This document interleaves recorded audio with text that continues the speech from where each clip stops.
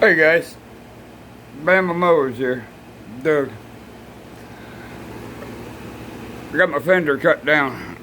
I cut it down 3.5 inches from the lip up to here. And then I got it cut down here. And I'm fixing to re-weld the corner on them back to here so far. I got that all apart. I'm doing the fab work right now. Then I'm going to take it on out and pressure wash it all off and clean it all up and everything. And what I'm going to do here with the steering, I'm going to fab this up in here, all in here. I'm going to get me a U-joint right up in here. I'm going to cut this and put a U-joint, weld the U-joint in there. That way there, the steering wheel will be cocked back my way and brace it up. It'll probably be back in here, drop it down, and then another brace back in here to hold the steering wheel in place. Excuse me about the camera, guys, I'm sorry. But that's the way it looks, because this is a first gen steering. It's one of the best steerings you can have for the Craftsman. And I need to throw something in front of you guys. A lot of your fabricators are already following me and everything like that. What I was thinking about doing with this was move it forward, and I was going to move it up here, right along this seam right here. I was going to move it, unbolt everything, weld this all in, weld that all in, which is going to get welded in anyways. The whole chassis is going to get stiffened up.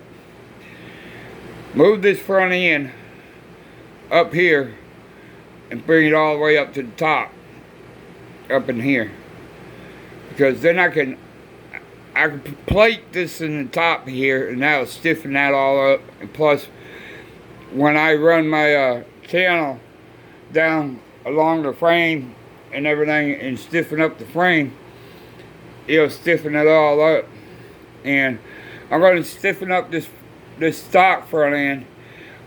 If I got to do any kind of Casper, you know, in or out, what I'll do is just heat these up a little bit and bring it that way, so it'll lean the tire in more, and then I'll brace it from there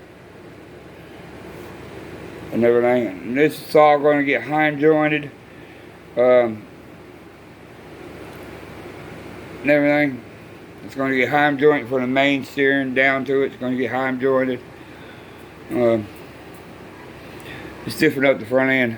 She's pretty stiff right now. The bushes are pretty good in here, so I know they're only plastic, and when I stiffen up these corners, I'm going to have to pop these bushes out and weld them in there and then put the bushes back in.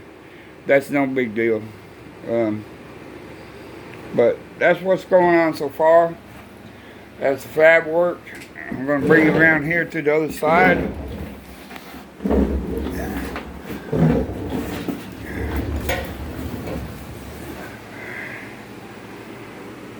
That's what it's going to look like so far. So far, that's what it's going to look like. It's going to have the big tires up front. They're going to have the little tires like them on there. Going to have those bigger tires on it. Going to run the wider turf savers for right now. They're going to get grooved on them, and I'm going to try that out, because I'm going to need a tall tire on the back to compensate for the speed. You know what I mean? Because I'm thinking about running four to five up front and running 4 on the back. It seems like a pretty good deal right there. And see how that works. If it don't work out too good, then I'll run a 6 because then I ain't got to move my clutch yet. I could get away with a 6 up front or a 5.5 up front and leave the 4 in the back. And if I have to, I'll go with a larger one and just move my pulley, my clutch back and everything. So that's what's going on so far, guys. I appreciate y'all very much, and we'll catch you on the next one. Bye. Peace, y'all.